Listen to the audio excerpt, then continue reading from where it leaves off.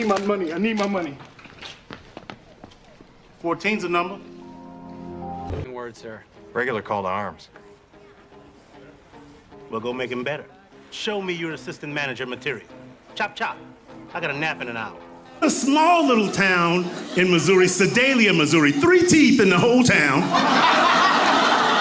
The mayor had him on his bracelet. What's going on, everyone? Welcome back to Hollywood Interviews. I'm here today with the one and only, super talented and super funny Mark Christopher Lawrence. How you doing today, buddy? I'm good. How are you? I'm doing great. So I've got a few questions for you. I want to pick your brain on some things. So let's start off with, you've been in the industry now for a little over 3 decades. So how did you get your start in the industry? Well, I went to USC on a debate scholarship, and I took a voice class for speaking and centering, and the instructor talked me into auditioning for the acting program at SC. And once I got into the program, one of my debate coaches brought an agent to see me in a play. And she sent me on my first audition, which was for Hill Street Blues. And I got the job. Oh, yeah, I remember that show. Yeah, I mean, it changed the way we watch television. All the cop shows now are sort of patterned after that. Because before that, you know, the rough as it got was like Barney Miller. Oh, yeah, for sure. Oh, yeah, man. Hill Street was gritty. Oh, for sure. I mean, that did change the game for sure. Speaking of, you pretty much were in everything in the early 90s, TV wise. I mean, late 80s, early 90s. Yeah. A lot of sitcoms. That's so you actually, I think you were in one episode of Third Rock from the Sun. Yeah. How was that? You know, here's the thing. I just had this conversation the other day with a friend on set, and we were talking about actors that you get kind of fanboy over. Yeah. And for me, there's only been one, and it was John Lithgow. I saw him in Terms of Endearment before I even thought of being an actor. And he was so good. It was like a small little part, but he was so believable that it just blew me away. And then when I booked that show, I was just like, the first day at the table read, I was like, that's John Lithgow. Oh, that's awesome. And then I told him the story, and he just laughed, and he drew me a little doodle, you know, and gave it to me. I was like, that's very cool. I did the exact same thing that you just did like 2 weeks ago. So I'm on Righteous Gemstones, and John Goodman's character comes out, and he's about to film his scenes. And I looked at one of the extras next to me, and I did the same thing. I was like, that's John Goodman. Like, it's the only time I've ever fanboyed out to somebody. And I was, it's John crazy. Is an old friend. Oh, yeah? John was in the first equity play I ever did, which was Antony and Cleopatra at the Los Angeles Theater Center. In fact, he wasn't on Roseanne yet. We were in previews when he had the audition for Roseanne, and he didn't want to go to the test because we had an audience that night. He says, you know, I don't have time for that. He says, I said, just go over there and do it and let it go. And so he goes over there and he comes back, and I said, so how'd it go? He goes, I didn't even read. I just said, she just said, turn around and let me look at you. Oh, that's great. So funny. Oh, man. Yeah, all those years later, he's blew up. Oh, yeah. Question. So you know him. So it tripped me out because when he was finished with his scenes, he was going back, I'm assuming, to his green room, and he was singing as he walked. Is that something he does? Yeah. Yeah. That tripped me out. He's just out. funny, man. He's just like just down to earth, salt of the earth kind of guy. You could tell he loves life, and he just makes the most of it. Yeah. And an incredible actor. Oh, for sure. Okay, so I want to know, what is your process? So you do stand-up comedy, and which you're amazing at, by the way. I've never seen one of your shows and not just been on the ground laughing. You're hilarious. Thank And you. you act. So what's your process when you get started? Well, for stand up, it's like I write an outline before the show, and I try to find a quiet space for at least 30 minutes just to look at that outline, get that outline in my head, so I know that I'm going to go from here to here to here to here to here. This is what I'm trying to get through tonight. And then because I just don't feel like it's professional when you take notes up on stage. I see comics with notes, and for me, I like it to look like I'm coming up with this stuff right now, Oh even yeah. though they know it's an act. But I think it just helps with the illusion. And so once I get on stage, it may take a turn based on what's happening in the audience, but I'm trying to get through the outline. So I spend 30 minutes, just focused on the outline. I try not to let people get into my space during that period, and just work on that. Theater and film and television, the process is different for all three. For me, for theater, I get to the theater an hour earlier than the call, because they usually give you a half-hour call, so I can walk the stage and I run my big speeches, on stage with the movement and as part of my warm up, and then I warm up by myself, and then I go and get into costume, and then by then it's half hour and the rest of the cast is coming in, and I just sit there and look at my script until it's time to go. And once those first few words are out, then I feel good and get cracking. TV is the script changes, with especially sitcom, every day until Yeah. camera block day. So I don't really try to memorize it right away, because it's going to change tonight. Once they, at the end of the day, when they do the run through, they'll make notes and then it changes. So then by the end of the week, when you're getting ready to camera block, then I really focus on getting the words in my head solid, and we shoot and it's gone. Film and some television, like single camera television, is shot like film, so it's all out of sequence. Yeah. So what I do is I look at the day out of days and the schedule and see what days I'm working and what days I'm shooting what. And so the night before is when I start memorizing. I'm memorize in order of me shooting. So if I'm shooting the last scene the first day, that's the first thing I memorize. Oh yeah. And once you get to set, and I shoot that scene, tomorrow it's not in there. It's gone. It just is in and out. Which is terrible, because when I was working on Chuck, we were shooting like the same way we shoot a movie. And after all those years, like I think about the third season, I started doing a play, and it was so hard to make those words stay in my head. Oh, yeah. It was like, oh, okay, you got that. See ya. I was like, no, stay in there. Yeah, I didn't actually know that till last year, because I had never done any kind of television work before. But yeah, I didn't realize how much the script changes. It's crazy. Yeah. They'll change it that Yes. day. Like Oh yeah, I mean, absolutely. that blew my mind. I was like, whoa, okay. Absolutely. Well, I'll tell you what, I was working with San Francisco Mime Troupe. My very first play out of college. I went up to San Francisco. I did a show with them, and they do Commedia dell'arte, so it's really big Italian style theater. And they would hand you pages during the show. They go, "Hey, top of the next scene, say this instead of what? When am I supposed to memorize this while I'm on stage?" As you're walking to the scene. Yeah, but it works. It works. Apparently, I was young enough to retain it.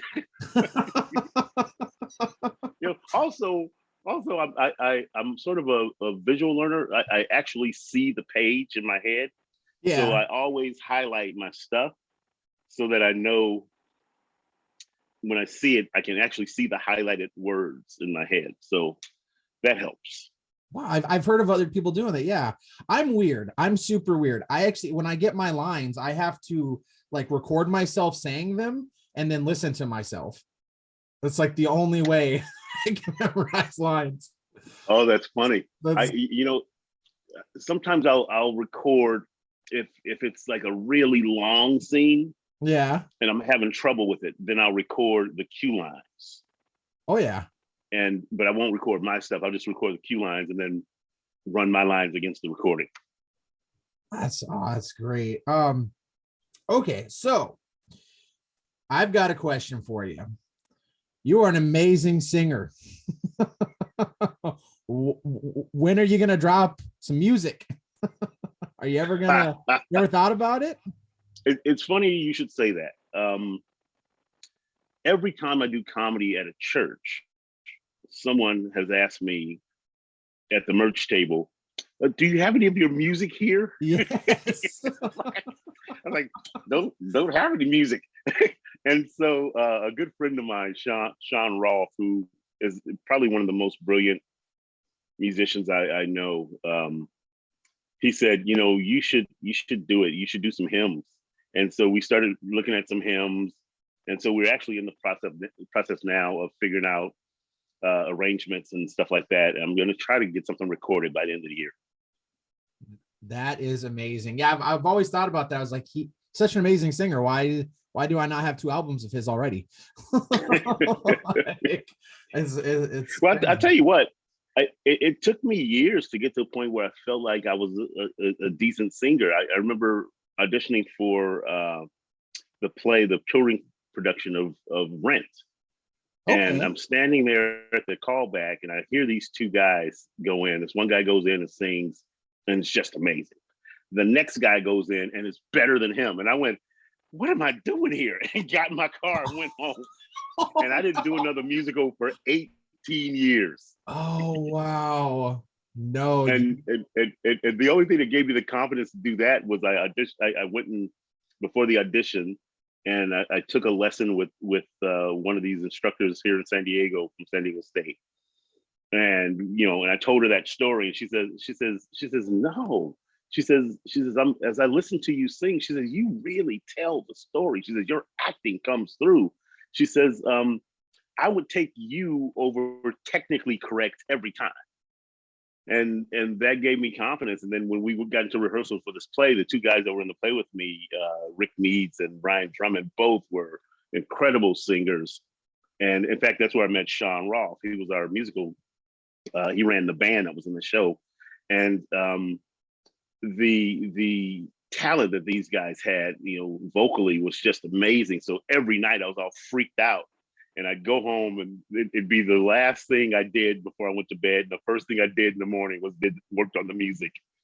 And then the reviews came out. And they knew how neurotic I was about it. The reviews came out and said that Mark Christopher Lawrence has the best voice in the show. And I was like, what? I was like, are you listening to the same show? And we're in the dressing room just laughing. Oh, man. No, you really do. You really do have an amazing singing voice. It's absolutely amazing. Thank you. All right, Mark. So you're doing some voice acting work. All right. Do you find yourself enjoying that more or less or about the same as you'd be on camera using your own face? I mean, it's a different way to work. It's because everything that you do on camera with movement and face and all that, gestures, you have to bring that through in your voice. So you have to make all that stuff live in the character, with just your voice. And it's a hard way to work. And people, go, oh yeah, I got a good voice. I should be a voice actor. And it's like, well, you probably should take a lesson because the guys that are really good at it, it's like you hear them and it's like they give you 2 or 3 takes and they've got it. It's like, wow. Uh-huh. So I for me, I don't think I'm as good as that as I am at other stuff. Okay. But they keep hiring me, so I'm not gonna complain. Oh no. All right. So I'm a huge fan of Chuck, just like a ton of other people. What do you remember the day you got the call that you got the job? Yeah, I had 5 pilot auditions that season, and didn't book any of them. I tested on 4 pilots, and Chuck was just a guest star, possibly recurring. So I didn't even put much time into the audition. I just waited until the night before and worked on it because I was like working on those tests. I was trying to get on a show. Yeah. I didn't book any of the other pilots. And so I go and I do this audition, and I actually read for the character of Harry Tang. Okay. Big Mike wasn't in the script. And so I was getting ready to go on vacation, and 2 days before I get a call saying, hey, they want to hire you for the pilot Chuck. You know, it's possibly recurring, kind of a high and by kind of thing. So if it recurs, you know, it it's not going to be a huge part, but go and do it and have fun. And we know you're going on vacation. When is that? I was like, well, I leave, Friday morning. And they're like, oh, so it works Thursday night. So I literally worked most of the night, drove back to San Diego, and packed, and then got on a plane and went to Maui. Oh, that show was. Yeah, well, then when it got picked up, I get the call. Hey, Josh Schwartz really likes you. They wrote a part in. It's Big Mike. It's gonna be kind of a high and by thing, and you're the store manager. You're Chuck's boss. I was like, oh, okay, great. And I get there and I do every episode the first season, and it was fantastic. And then next season they made me a series regular. That's so amazing. That's so amazing. How is it working with Josh, by the way?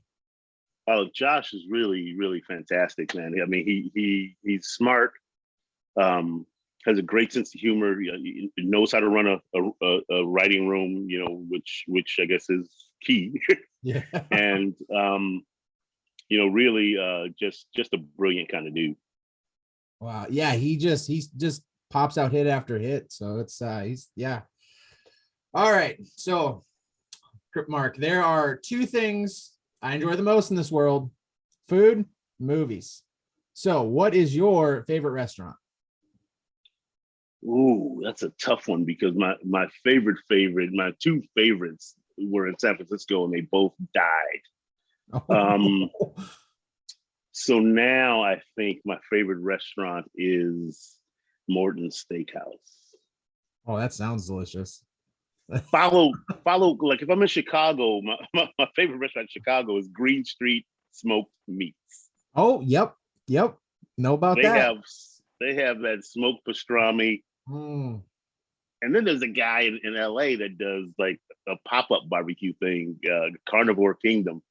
And he does smoked pastrami and brisket and all that. So if you ever see him pop up on Instagram, get over there because it's good. Oh, no. Oh, so he just pops up randomly. Yeah, he used to just do little pop-ups at different places. I think now he does it mostly from home, and you order it, and then they'll tell you when to come, and then you show up and pick it up. But he's actually an editor in Hollywood. But he I'm telling you, he makes some great barbecue. Oh man, I'm all about the barbecue. I live in Charleston, South Carolina, so it's all about the barbecue down here. All about the barbecue. All right, so this is the hardest question I ask most people, but what's your favorite movie? Yeah, that's a hard one. It's a toss-up between Gladiator and Tombstone, but I really like a lot of old movies too. But I think it's one of those 2. Tombstone's amazing. That's in my top 5 as well. Yeah, Tombstone. Yeah. Val Kilmer was just brilliant in it. Right? Yes, one of his best performances by far. I'll tell you a funny story. When Tombstone came out, I'm gonna have to go with Tombstone. It's the only movie that I've watched that I went to the movies to see multiple times. Oh yeah. Yeah, I think I saw it 4 times in the movies. But I was doing this play at the La Jolla Playhouse, and we were talking about Tombstone. So the next day, one of the MFA students that was in the play came in. He looks all tired. We're like, "What's wrong with you?" He's like, "Well, I heard you guys talking about Tombstone. I went home last night, turned it on, and I thought it was on, and Wyatt Earp was a little boy. And we just started laughing because Wyatt Earp is a grown man when the Tombstone starts. He said, and I was watching it in the state of Washington, and the little boy grew up, and it was Kevin Costner. Yeah, Wyatt Earp grew up to be Kevin Costner. We were cracking up. Yeah, that's not the same movie. No, it is not. Well, that is amazing. Mark, I've had a blast talking with you. I'm going to open up the floor. What do you got going on in your life right now?